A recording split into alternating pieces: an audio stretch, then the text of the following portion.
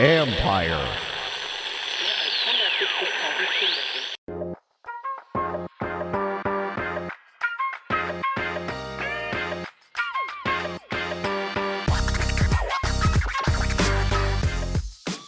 Welcome to Inside the Cap. I'm your host, Joel Corey. You can find me on Twitter at Corey Joel. That is CORRYJOEL. And also read my regular CBSSports.com column, Agent's Take on NFL salary cap and contract matters. With the 22 NFL draft in the rearview mirror, this time around we're going to look at some financial ramifications, observations related to the 2022 NFL draft and consequences of the picks. Now, first off, the draft pick deals are going to be pretty flat. Signing bonuses only going to go up 1%. And from what I've been told, signing bonuses are going to stay at 1% as an increase for the foreseeable future. And part of that is related to having to pay back money because of the losses during 2020 due to the pandemic. Now, that being said, we'll put this into context. The last year, Trevor Lawrence, the first overall pick, got a $24,118,900 signing bonus. Trayvon Walker, the first overall pick this year, also by the Jaguars, both years, signing bonus be $24,360,088, 1% increase. The way the rookie deals work, there's certain constraints. That you have your rookie pool number, which is your first year cap number.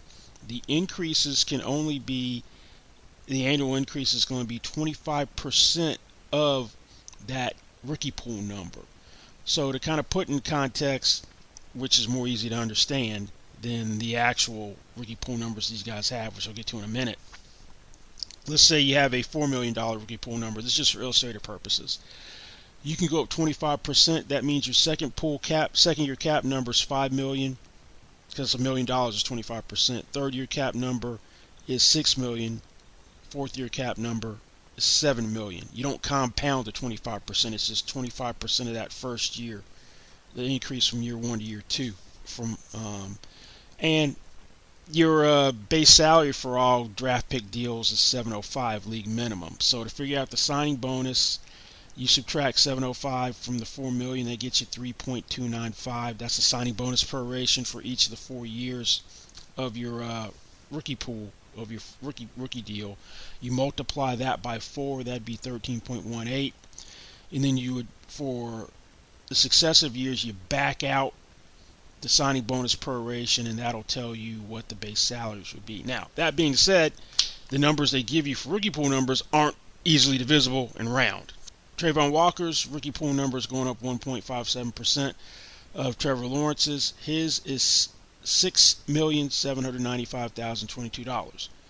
Lawrence's was $6,689,725. Now, working for those constraints and parameters, that means that Walker's deal total is going to be $37,372,621 compared to Lawrence's $36,793,486. So Walker's deal is going to average $9,343,155 compared to Lawrence's $9,198,372. That's a 1.57% increase. So these deals are staying flat.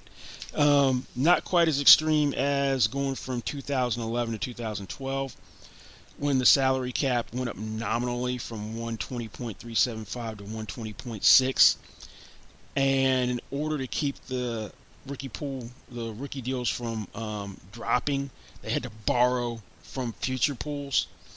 And Cam Newton's signing bonus, I should say Andrew Luck's signing bonus, was the same as Cam Newton's. They stayed flat, so they got the exact same deal. Here, you got a very nominal increase, and that's going to be how it's going to be in 2023, 2024. I'm not sure how many more years after that. But rookie deals aren't going to go up. No huge increase, because the cap has gone up a little over 14% from $208.2 million from 182.5 million to 202.8 million. Not happening with the rookie deals. They're going to pretty much stay put. Now, one of the most surprising things I saw in the draft this year was that quarterback wasn't king. Typically, teams will overdraft quarterbacks, and this year, patience was exercised and discipline on drafting quarterbacks, which is really an indictment on this year's quarterback draft class.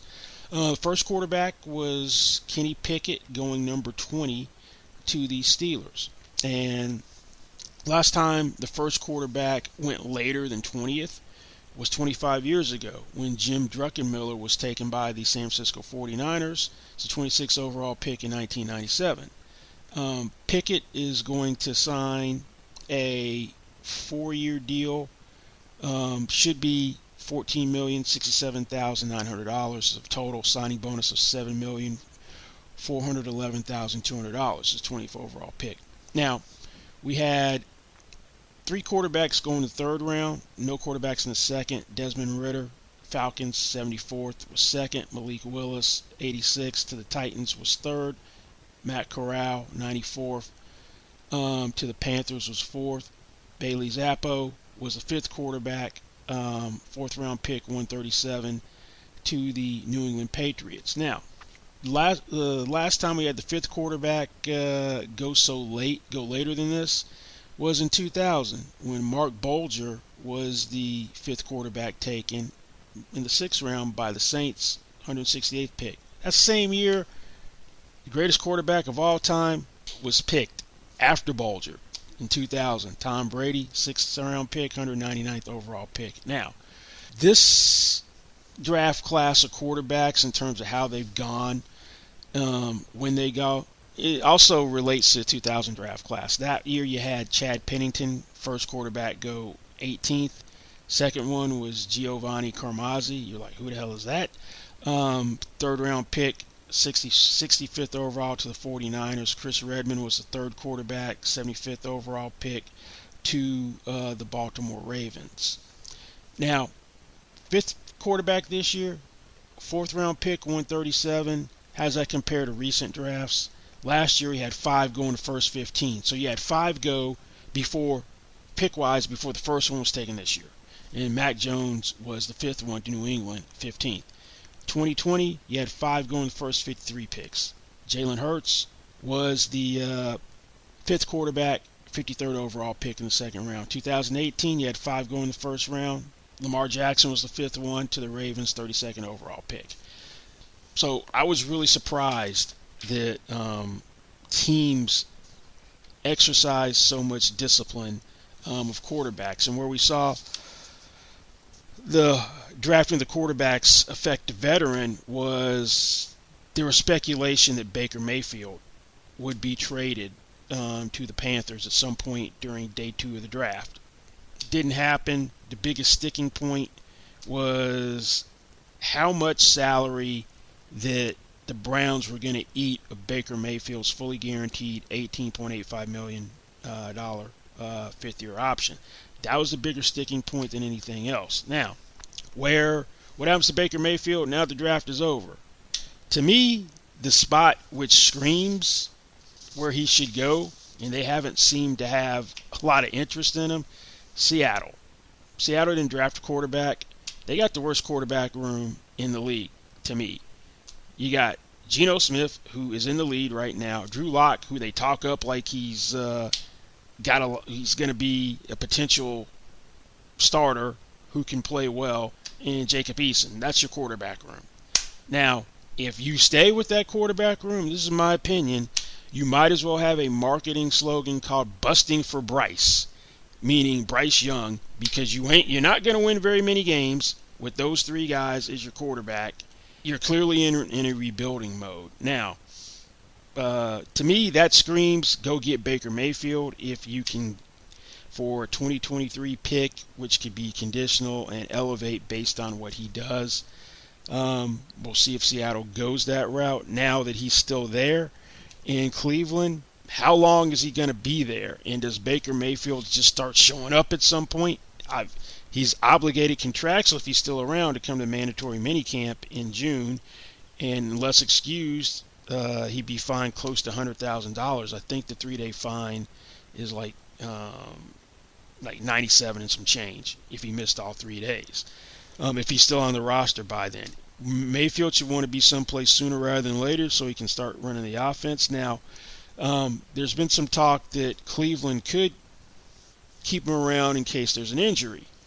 Use him as an insurance policy, kind of like in hope for a situation that you don't want to see, which happened in 2016. Philadelphia Eagles were set to start Sam Bradford the year they drafted Carson Wentz second overall.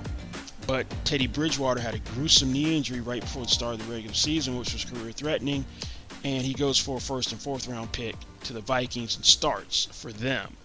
Obviously, you're never getting that type of compensation for Baker Mayfield, but that's just a general principle. Now, one thing I wonder about is it in the back of Cleveland's mind that the discipline for Deshaun Watson might be more extensive than conventional wisdom suggests.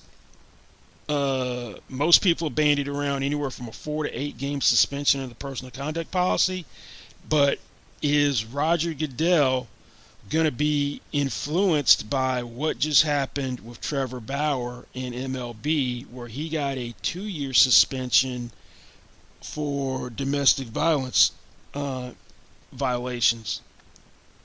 And I guess the take would be that you don't look at this as a first-time offense for Deshaun Watson, and you would take each individual lawsuit as a separate violation. That'd be the only way you'd get massive discipline. But from an optics standpoint, I wonder, they're not apples to apples, the cases. But I wonder from an optics standpoint if that is going to influence what happens in the NFL in terms of ultimate discipline for Deshaun Watson. And would Cleveland have that in the back of their mind that maybe we try to hold on to Mayfield, because what if Watson, what we thought suspension would be, ends up being a lot worse?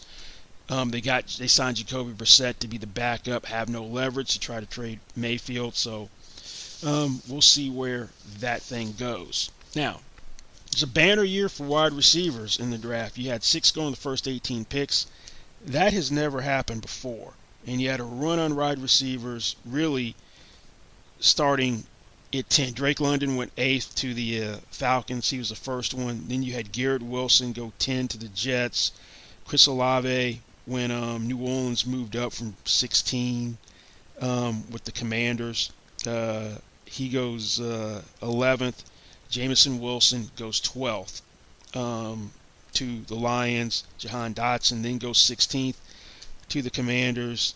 And Treylon Burks 18th to the Titans. Now, Green Bay missed out on a receiver during this run and did not take one until the second round with Christian Watson, where they gave up their 2 second-round picks, 53 and 59, to move up to 34 to take him. Now, the Lions at 12 made a huge jump from 32nd, moved up 20 spots, got Williams in the 46th pick, gave up the 32nd pick, last pick in the first round, 34th pick, and the 66th pick.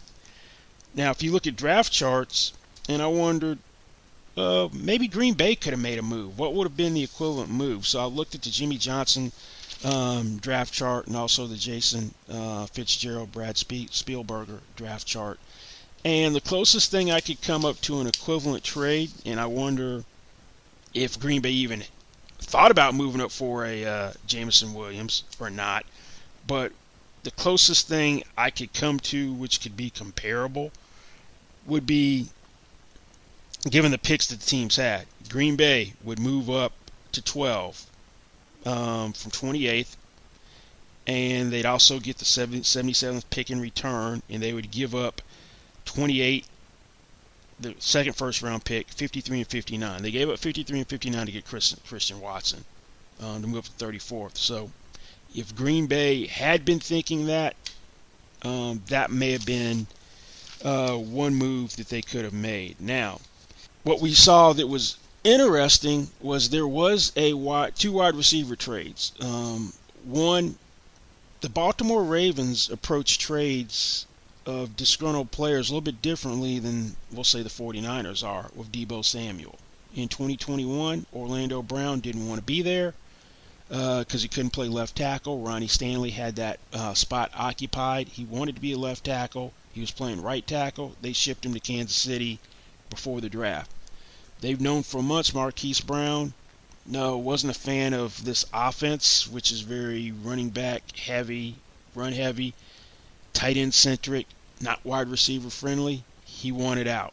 So they trade him to the Arizona Cardinals. They give up Brown in a third-round pick for the 23rd overall pick. Now, I wonder how much the draft compensation was influenced by the 6-game suspension that was announced for PEDs with Cardinals wide receiver Deandre Hopkins. Would the draft compensation have been this much if Arizona didn't have the need for the first 6 games with Hopkins out? When they're a playoff team last year, he gets off to fast starts then fades. Cardinals picked up the 5th-year option for Brown, exercised it for a fully guaranteed $13.413 million. He had 91 catches for 1,008 receiving yards last year. He's a deep threat.